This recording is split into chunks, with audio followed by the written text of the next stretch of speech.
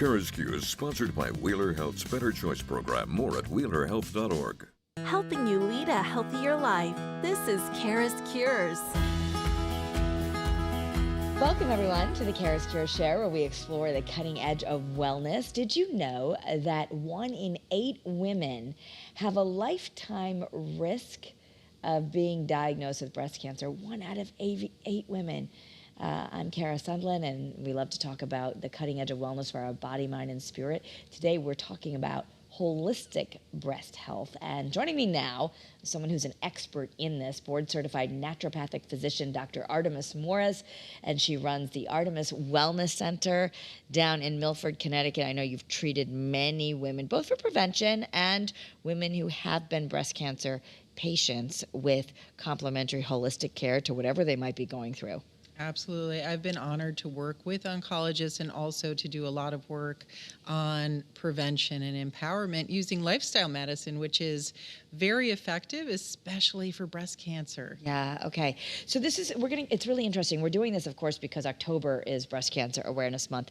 The statistic of 1 in 8 is really troubling for so many women. And it's even worse if you think about being here from Connecticut, right? Because we rank very high in breast cancer rates compared to other states. We do. And that's why it's so important to really become aware of your breast health, because we have one of the highest rates of breast cancer in the nation. We rank 3rd from stats from 2016 to 2020. Is that because we do a better job of catching it, or is there also just more to it? So that is such a great question. That's the winning question, because Connecticut, even though it ranks one of the highest in breast cancer rates, it also ranks one of the highest in screening with mammography. So, we're not sure, but one colleague of mine, Dr. Bard at the Women's Health Initiative, him and I, we've talked, and toxins do play a very big role in cancer risk. So that's one area that is not talked about, as well as some early detection methods. Yeah, so you're launching a holistic breast health program, and that's going to be in February of 2025. But for those who are listening, going, what's holistic breast health? What would it mean to be holistic breast health? Right. So holism as a term really is what we are as human beings. So when I went into naturopathic medicine, and that was the only general practice trained physician that learns about nutrition, herbal medicine, and growing up in a Greek household, for me, nutrition was essential to medicine. So holistic medicine really involves, who we are as human beings, like how we eat, how we sleep, how we deal with stress, our emotions. So holism really encompasses, from a systems theory, if we're going to get academic, the nature of who we are as human beings. And in medicine, when we holistically address a condition such as breast health, we are addressing all of that. Because Mind, body, spirit. Yeah, lifestyle matters, right? I mean, there's some statistics that really lifestyle factors could cut down cancer rates.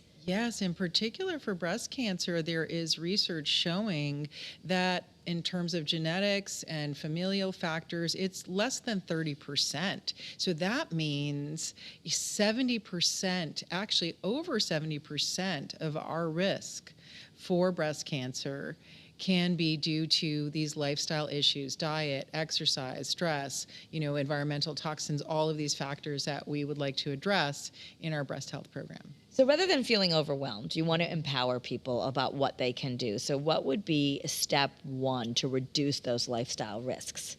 Yeah, so lifestyle, it starts with what we're eating. Okay. So that's number 1, and really good research on a low carbohydrate Mediterranean diet in particular for lowering risk. And there's a lot of research, especially on a couple of components in food, like the omega-3 fatty acids. So something about the omega-6 to 3 ratio, has to do with your risk. And so that's like, good quality fish. And these days, because there is a lot of toxins that increase risk of cancer in the fish and in in our seas, I actually sometimes may even recommend a good quality fish oil even over fish. So those omega-3 fatty acids, looking at, phytoestrogens in food, we'll talk about that. Looking also at things like olive oil and increasing fruits and vegetables and cruciferous vegetables. There are a lot of components that can be protective. Yeah, so let's just start with the fish oil. I know from your foundational 4, we've interviewed you many times, there's 4 foundational vitamins that you think we should all pretty much be taking, and that would be a good multivitamin, a good probiotic, a vitamin D, and a high quality omega-3 or fish oil.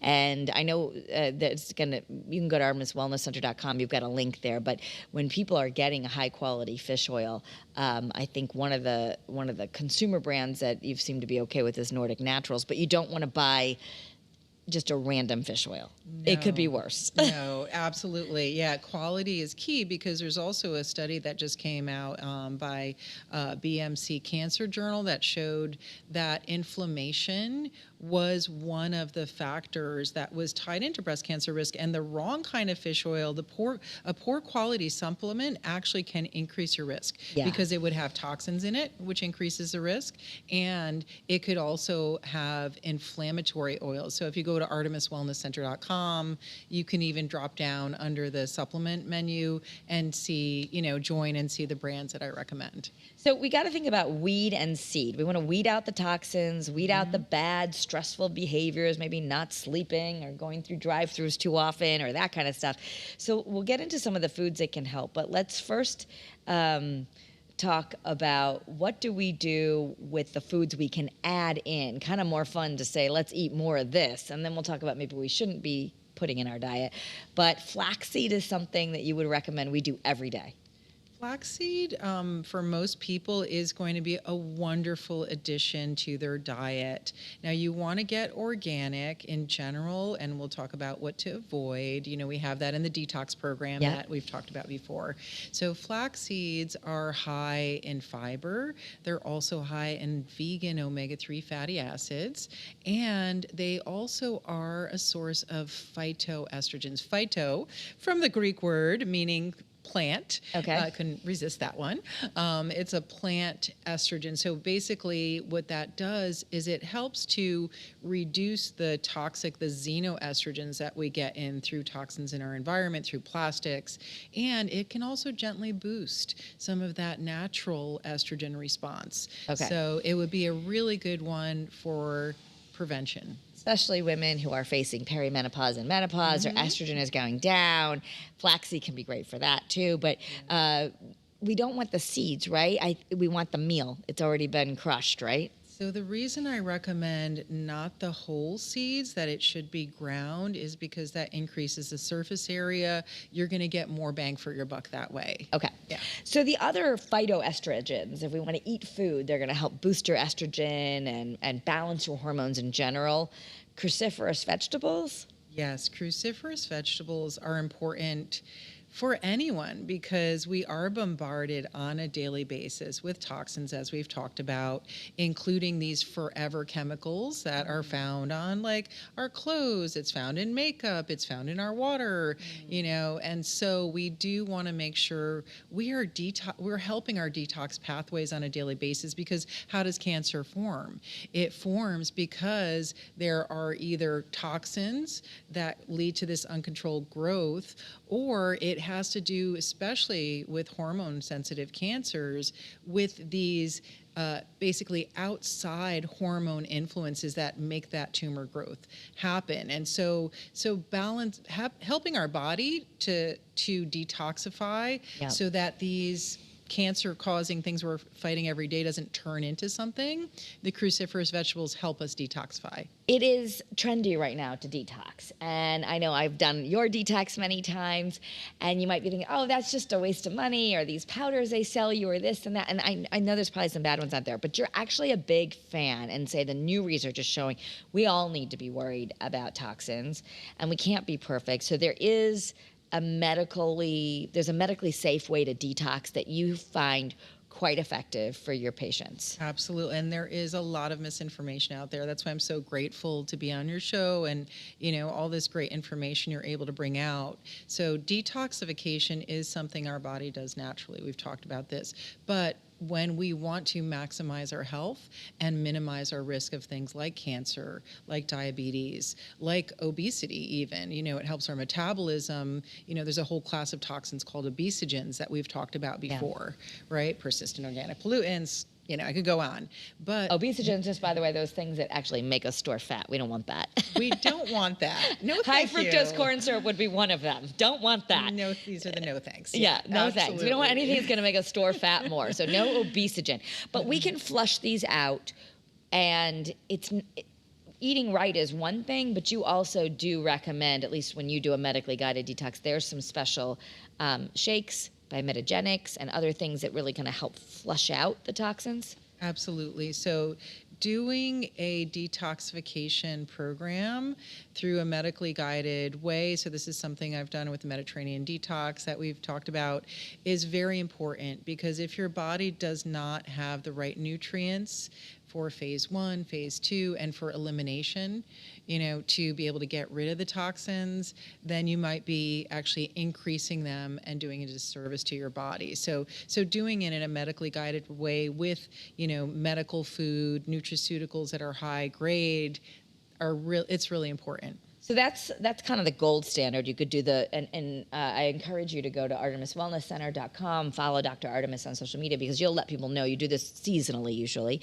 But you are eating real food. People are like, oh, detox, I don't want to not eat. No, you eat in fact, there's no calorie restriction. There is some restriction on inflammatory foods. We don't eat fast food. We don't eat gluten or dairy in this particular time, for about 10 days or so.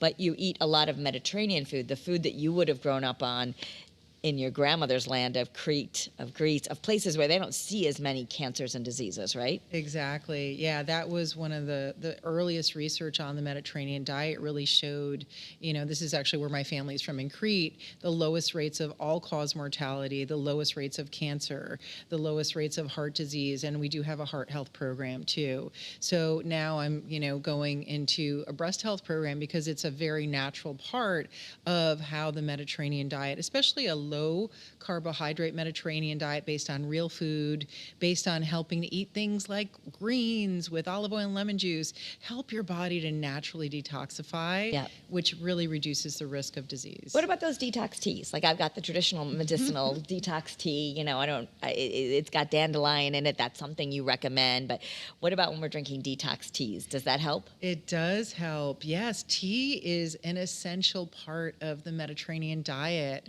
I grew up on chamomile tea, as a kid, and there are some wonderful companies. Greek Super Herbs is out there, but dandelion tea, there's so many wonderful teas we can incorporate into our diet. I know some people start taking milk thistle on a regular basis.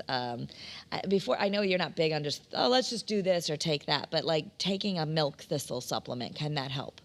I would caution against taking a supplement without consulting with someone who really can guide you. Like I said, you can go on my website, see the brands I like, but using it in food is fine. When I was in medical school and we had our gross anatomy lab, all of us were grinding up our milk thistle seeds with our flax seeds. So you can actually grind up. Milk thistle's a seed? It's a seed, yeah. Can you buy it in seed form? Yeah, it even grows. If you're into foraging, you can even go out there and forage for it, which I love doing. But you also recommend don't spray our lawns and just take the dandelions. Exactly. Yeah. And that's part of it.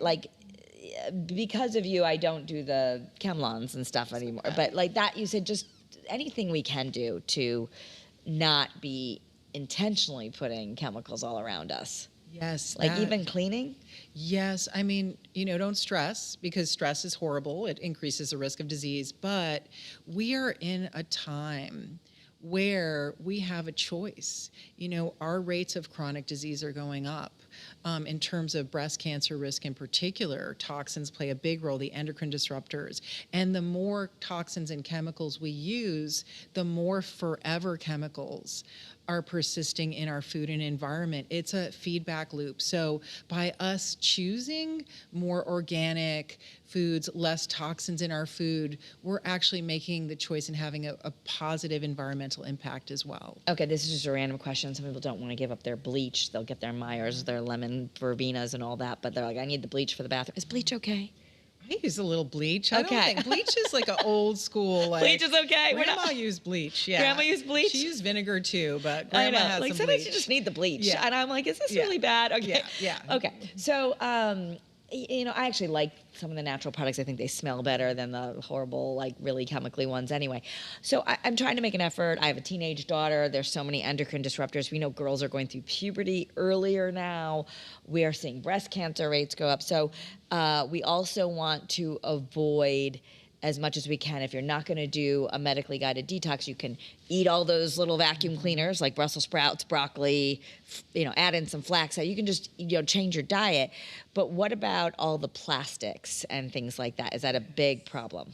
It is a huge problem, and even locally, I have spoken to Dr. Taylor, who is at Yale as well, and there's a handout for this. This affects not only women at increased risk for breast cancer, it affects fertility, it affects any kind of hormones. Yeah. So this is a hormone issue in general. Like our endocrine system is our hormonal system, and endocrine disruptors found in plastics, in how we're eating our food, in what utensils, in what water bottles. This is an issue of hormone balance as well. So avoiding plastics, using glass instead or stainless steel, avoiding those non-stick things we're using to cook our foods. This is a really important piece of minimizing risk of things that leach into our food, but also, again, that feedback loop. The less we use those, the more we're doing for our environment. So again, weeding and seeding. We're trying to weed out as much as we can. I mean, what we don't want is, you can get a little crazy with this, and then you're afraid of everything. Like, should I not eat the apple? I don't know if I washed it well enough or whatever. Still better to eat the fruit, get more fruit, like do these things, right? Eat good food. But you don't want us being, I guess I don't want people to be so afraid that then that's just adding to the stress level. But we should try to change our habits, because lifestyle medicine really can reduce our risk. Yes, by over 70%. Even the World Health Organization found that 30 to 50% of cancers can be prevented using diet and lifestyle changes. So start simple, but if it's feeling stressful, take a step back, and because we want to enjoy our food. Yeah. We also want, just switching from the plastic containers to glass or stainless steel. Just, instead of that non-stick skillet, go to cast iron or something. What about those ones that say they're environmentally safe nonstick? That's a whole subject. I would have to do a lot of Googling. Okay, on all that right. I do know that if you're going to eat non-organic, probably okay with an avocado and a banana, but get your berries organic because they're sprayed the most. There's little choices we can make of avoid the dirty dozen. Just Google the dirty dozen of the worst fruits and vegetables that have the most pesticides. So buy organic when we can. People say, I can't afford all this, but do what you can. It can make a difference. It can make over 70% a difference in your risk. Okay. So the money you spend on that good quality food, you're not only lowering your risk if you eat that way, but you're lowering the toxins that are used in agriculture. We really need to speak with our choices. We are at a time where everyone is exposed. Yeah. And I don't say that to scare people, but it's just a reality. We have forever chemicals, we have PFAS, we have endocrine disruptors. So we can definitely make choices with our fork, with our food. And, good quality sleep is another one that really helps minimize risk. Our body can detox better. So Yes. I know there's a huge controversy about soy. Should you eat it? Should you not? Hold that thought. We're going to hear just about 10 seconds from one of our sponsors, and we'll come back and we'll dig into what do you need to know about soy. Take a look. Struggling with gambling? Wheeler Health's Better Choice program offers personalized support and treatment to help you regain control. Visit wheelerhealth.org to learn more and take the first step towards recovery today.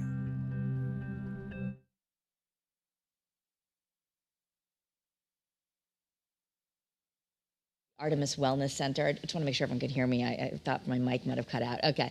All right. So we're back here with Dr. Artemis Morris. She runs the ArtemisWellnessCenter.com. She is launching a holistic breast cancer and breast health program. So we're back here. I promise everyone we talk about soy. A lot of people have been avoiding it, thinking, oh my gosh, soy causes breast cancer. Don't have any soy milk. Don't eat soy. And there's all this controversy. But when in fact, some soy is good for us. We have to do this correctly, and it can actually be very helpful. Can you tell? End the controversy about soy. What do we need to know? Yes, great question. I get this a lot too. But soy, like flax, is a phytoestrogen. It contains plant estrogens that are very different from those toxic estrogens found in plastics. And, so soy products can be helpful and decrease risk. And there are studies that have definitively shown that soy, especially when it's non-GMO and it doesn't have the toxins in it, can actually decrease risk. There was a study showing actually soy and other isoflavones can decrease risk of mortality in general. So even if you have estrogen-sensitive cancer, there's no evidence that soy is detrimental. Actually, the opposite is true. We're seeing some positive research on that. Well, I do remember our dearly departed colleague, Denise DeCenzo, who always looked beautiful, and she was very into having soy milk. And partly because I know she had consulted with people like you of soy milk. I'm like, isn't soy bad? And she's like, you just got to get the non-GMO. So is that something we would add in? I saw you drinking a soy milk latte. So go ahead and order the soy milk latte, unless it happens to be one of the GMO ones. Right. Like, you have to be careful out at the... You would rather us not have soy milk if it's the GMO kind? Well, GMO that goes into the whole toxin. So we want to minimize toxins. Yep. We want to maximize a low-carb Mediterranean diet with real foods. And also when we're looking at balancing hormones, reducing risk of things like cancer, especially breast cancer, the phytoestrogens can be protective according to research. So so a non-GMO soy. And just get like organic soy at the grocery store, something like that. That could be good. And obviously not too much added sugar, because you'd rather us not do that either, because sugar can be inflammatory. Absolutely. And then like soy milk is one product, but you're actually even better off doing things like miso soup, or organic edamame beans, or tempeh. So it's not for everyone, because everyone is different, but especially blood type A's do very well with a non-GMO soy added to their diet. So that would be fine, safe, and actually can be protective. That's a whole other conversation, but yes, your blood type matters. And I know a lot of people say, I don't know my blood type. I'm an O, so we're a carnivore. I should eat meat. That's a whole other thing. There's a blood type diet, actually by another Connecticut doctor, Dr. Peter Diodamo. Something I hadn't heard about that you're doing in your practice, in addition to complement our mammograms, which, by the way, if you have average risk, the guideline is you get a mammogram every year starting at age 40. But you also have something called thermography, and that is a little less invasive detection that you can complement mammograms. Why would we do that, and what is thermography? Yes, this is so important to know, especially in Connecticut with our very high rates of breast cancer. So mammograms do not pick up cancer as well if you have dense breasts. Let's just start there, because the RU Dense Foundation, locally started by Dr. Capiello and her husband, local legislators like Rosa DeLauro were involved, and we now, there is legislation that requires healthcare providers to let you know if you have dense breasts, because it's not going to pick up cancer as well on a mammography if you have that. So then they might do an ultrasound or something else. And I know people are like, oh gosh, I don't like the false positives. I don't like the, oh gosh, I've got another screening. But if you have dense breast, it pretty much means that on that screen there's a lot of white matter, and it's hard to see because a tumor would also be white, correct? Correct. So it's more fibrous tissue, it's more connective tissue. Many women have dense breasts. Especially younger women, or just more genetic? Yeah, there's somewhat of a genetic component to it, but there's so many factors, and many women have dense breasts. So it's really important to really understand your risk factor, and this is where the other early detection methods can be very helpful. So I have been talking to Dr. Bard and part of the Women's Health Collaborative, and we are really talking a lot more about some of the early detection methods like thermography. And Dr. Bard has its own center in New York that works with that. But thermography is a wonderful complementary way of early detection that complements a mammogram. It is non-invasive. There's no squishing. There's no, like, literally you just take your shirt off, and Rachel Mazzarelli, who comes to my office, she's wonderful, whole health thermography. She's goes all over the tri-state area. So basically you just stand there, you take some pictures, and a board certified radiologist reads the report, and it's information. So things might show up even like on thyroid or in different areas, because you can get a whole upper body scan. You can get a whole body scan if you wanted, but it's another way of us taking a look at risk. And, you know, in addition to that, the breast self-exam is so important, but there are multiple types of early detection methods that are important to know about and that we offer at Artemis Wellness Center. Okay, so that's something you can do. You can go to artemiswellnesscenter.com. You can find out when the thermographer is around, and you could try that and do that in addition to. Also, as we kind of wind down our time, we got about 3 minutes left. In the takeaways of most important, let's start, like, I want women, like right now, we make one small change that could really affect our breast health. What would that be? Stop using the plastics. Very low-hanging fruit. You know, stop the plastics. It's just, that's a very simple thing. Increase your, like, make your diet more low-carb Mediterranean. Very important. We can have some carbs. I know that's another thing for weight loss. So you can have, it would be more like rice. Does it matter if it's brown or white? Or just, it's more the amount. Organic, yeah. Okay. And then also lentils even contain phytoestrogen. Okay. So like that whole get your beans carbs and rice. Mostly from like vegetables and fruits rather than a lot of, you know, skip the white flour. Right, and this is where, like, go to the old school diet. Every culture was more Mediterranean-like before, you know, the past, like, previous to the past 50 years. This is what the Mediterranean diet is. So avoid those plastics, get more wonderful cruciferous vegetables, you know, go organic. Olive oil? Olive oil is great too, extra virgin olive oil. You would say we should just use olive oil. Absolutely. That is the Mediterranean diet. Like, so don't be worried about the other oils. It's simpler. Go to the store, get some extra virgin olive oil. Don't get it in a plastic bottle. And that's all you really need. You can bake with it. You can cook with it. We've done other shows on that don't worry about it. It's okay if it gets at a high flash point. Yes, and I also have certain nutraceutical grade extra virgin olive oils. We're going to be doing olive oil tasting that I can recommend because, you know, quality matters when it comes to food, when it comes to supplements, and when it comes to our lifestyle. If there's one supplement or additional thing you want people to do, what would you say? I would say, you know, get some of these early detection methods, find out about, like, do the breast exam. Most women are picking up issues themselves. Okay. So do your breast exam monthly. Monthly. And after your cycle. After your cycle, or at random, you know, consistent time if you're not menstruating. Okay. And then come, you know, check out these early detection methods as well. And, okay. Yeah. If you are still getting your periods, you want it after the cycle, because if they're all, if your breasts are swollen or this, you might not notice it as much. And how young, we both have young daughters. Yeah. How young do you start telling your girls to do this? As young as possible. As soon as they start to develop, they're at that risk. Because even in high school. Okay. Oh yeah. You know, I detected my own fibroadenoma when I was like 19. So, you know, start now. We have to leave it here for time, but I encourage you to visit the Artemis Wellness Center at artemiswellnesscenter.com. You can learn more about the Holistic Breast Initiative that Dr. Artemis is starting. Thank you so much for being with us. Thank you, Kara. And if you're enjoying this, please subscribe to the CURES podcast. Leave us a review. It helps support this great work. Have a great day, everyone, and be well.